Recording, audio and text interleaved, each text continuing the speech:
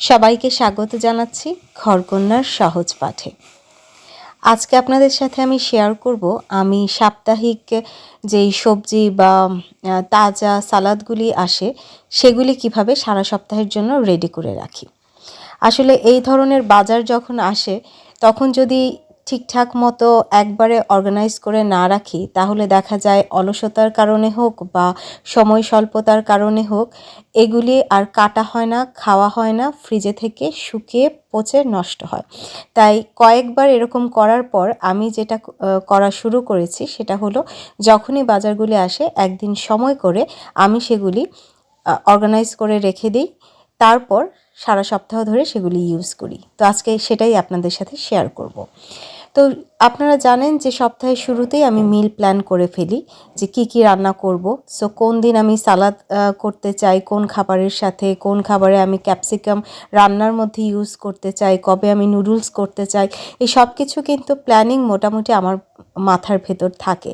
তাই আমি যেটা করি সেই অনুযায়ী সালাদগুলিকে ক্যাপসিকাম, শসা, গাজর যাই বলেন সবগুলোকে আমি ওই অনুযায়ী কেটে কেটে রাখি।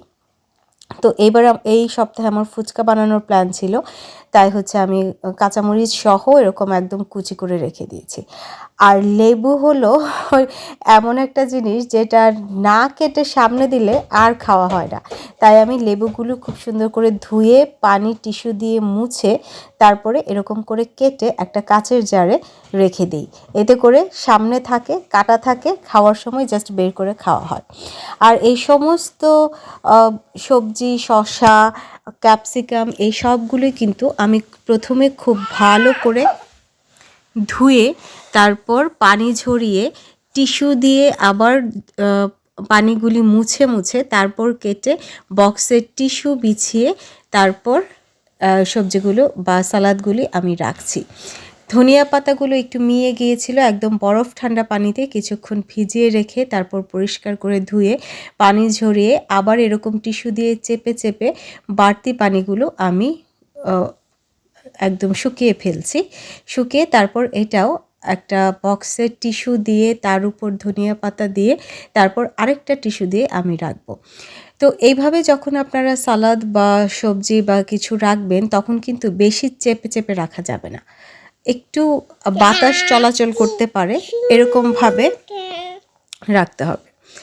আর এই যে এই চাইনিজ ক্যাবেজ, এটাও কিন্তু আমার খুব পছন্দের একটা ভেজিটেবলস বলতে পারেন বা সালাদ আইটেম বলতে পারেন। আমি এই ধরনের জিনিস খেতে পছন্দ করি, তাই এটাও আমি একবারেই বক্সে ভরে রেখে দিই। তো এটা আর আমি ধুই না, কারণ এটা খুবই নাজুক একটা সবজি। তো আমি যেটা করি উপরের ময়লা পাতাগুলি ফেলে দিয়ে ভেতরের পরিষ্কার পাতাগুলি জাস্ট কেটে বক্সে ভরে রেখে দিই। এটা আমি ফ্রাইড রাইস বলেন, নুডলস বলেন বা সালাদ বলেন সব কিছুতে দিয়েই খেতে আমি পছন্দ করি। তো এইভাবে আমি বক্সে ভরে ক্যাপসিকাম, তারপর হচ্ছে চাইনিজ ক্যাবেজ, লেবু, ধনিয়া পাতা এগুলি রেখেছি। এরপর আছে গাজর। গাজরও আমি হচ্ছে সালাদের জন্য এরকম ঝুরি কেটে রেখে দিই সালাদের জন্য।